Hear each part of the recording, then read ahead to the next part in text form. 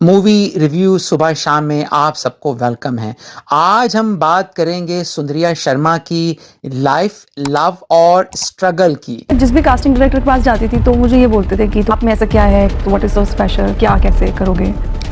तो ये 20 सितंबर 1994 को ईस्ट दिल्ली इंडिया में एक ब्राह्मण फैमिली के यहाँ पैदा हुई थी। ब्राह्मण फैमिली से आता हूँ। करेक्ट। तो हमारे घर में अगर तो आप ब्राह्मण बात फैला रहे हैं अभी इस इंटरव्यू के थ्रू। उनकी मदर एक टीचर हैं और डैडी कॉरपोरेट में हैं। इनके दो बहन भाई हैं, एक अविनाश और दूसरी सिस्टर हैं मुना शर्मा।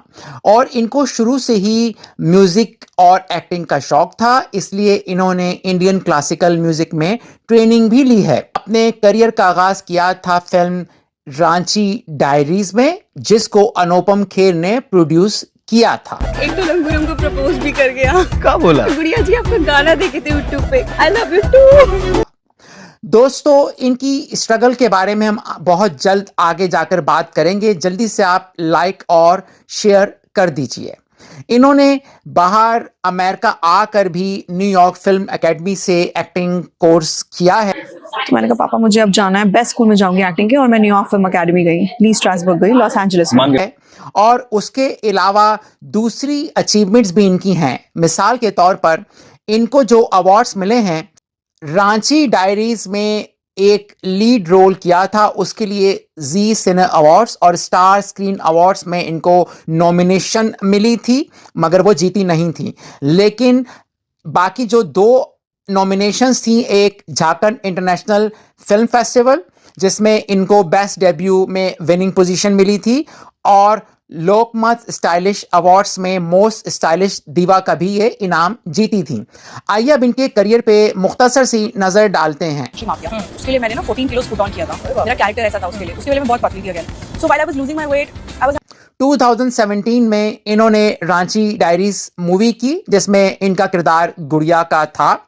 ये मूवी अनुपम खेर की प्रोडक्शन थी और इसका प्लॉट बड़ा इंटरेस्टिंग था कि एक लड़की जो रांची से ताल्लुक रखती है और किस तरह से वो पॉपुलर पॉप सेंसेशन बनने का ख्वाब देखती है। क्या उसका ख्वाब पूरा होगा या ख्वाब पूरा नहीं होगा। इसके अलावा 2022 में इन्होंने बहुत ही मुख्तसर यानी कैमियो रोल किया था और फिल्म का नाम था थैंक गॉड, जो कि एक कॉमेडी ड्रामा था जिसको इंदिरा कुमार ने डायरेक्ट किया था।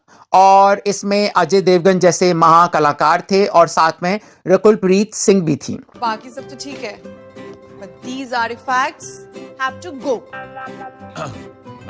फिर 2025 में इनकी तीसरी फिल्म जो अभी चल रही है थिएटर में, हाउसफुल 5, जिसमें इन्होंने लूसी का रोल प्ले किया था, जो कि काफी फेमस हो रहा है। कुछ जबरदस्त किस्म के बोल्ड सीन है और इनको लाल परी भी कहा जा रहा है। लूसी एक बहुत ही कमाल की लॉयर है, 69 बिलियन पाउंड की जो लेगेसी है उसका वो सब संभालने के लिए। इन्होंने एक इंटरव्यू में कहा कि जब वो इंटरव्यू देने आ रही थी तो किसी बच्चे ने बोला, अरे लाल परी आंटी जा रही हैं, तो कहती है मैं बहुत खुश हुई। अब इनके टेलीविजन करियर पे नजर डालते हैं। 2022-2023 के दरमियान बिग बॉस 16 में इन्होंने काम किया। मैंने उनको जवाब दिया कुछ। आपको जवाब देना था गौतम, मेरे पापा होते ना थप्पड़ मार दो उसके मुंह पे, मेरी इज्जत तो। चूंकि सलमान खान ने उसको होस्ट किया था और इनकी पोजीशन 9 प्लेस आई थी और 112 दिन के बाद वहां से उनको इविक्शन का नोटिस मिला। यानी जो आपको पता है बिग बॉस में लोग आते हैं और जाते रहते हैं। फिर 2022 में इनको रोली का एक रोल मिला था। यह भी टेलीविजन एक सीरीज थी जिसका नाम था रक्तंचल, जो कि एक क्राइम ड्रामा था। यह भी MX प्लेयर पे आया था।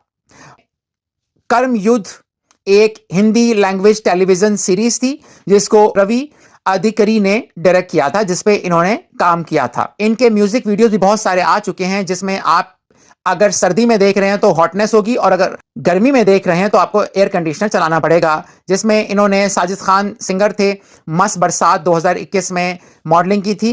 फिर दूसरा गाना था 2022 में आया था, बम है, वो राका ने गाया था।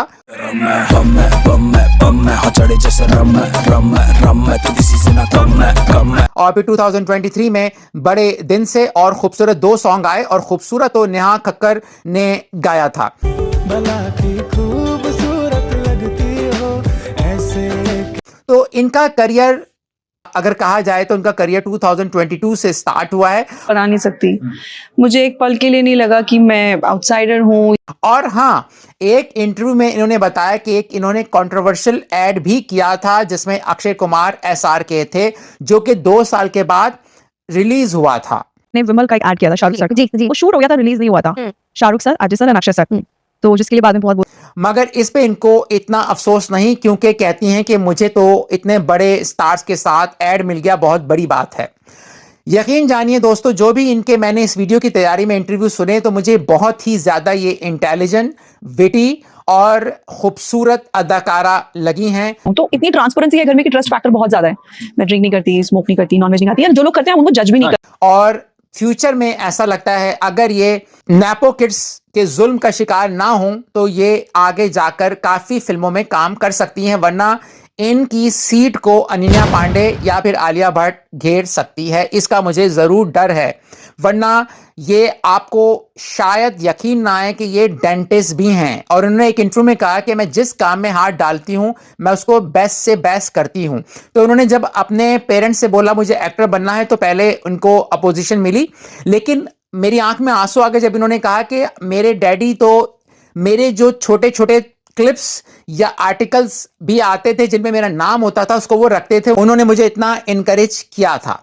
तो देखते हैं कि आगे जाकर क्या ये वाकई दिलों की धड़कन जैसे और स्टार्स हैं हमारे सामने, दीपिका पादुकोण हैं या फिर कृति सोनम हैं, उनकी तरह बन पाएंगी। Definitely, Shahrukh sir is someone I'm really manifesting to work with. But you did, Imtiaz sir is so good, Raju Irani sir, James Cameron too. या फिर किस्मत या करण जौहर के नेपोटिज्म का शिकार हो जाएंगी। अगर आपको इनकी स्टोरी पसंद आई तो जरूर बताएगा कि आपको हमारा ये वीडियो कैसा लगा। इजाजत दीजिए, शुक्रिया।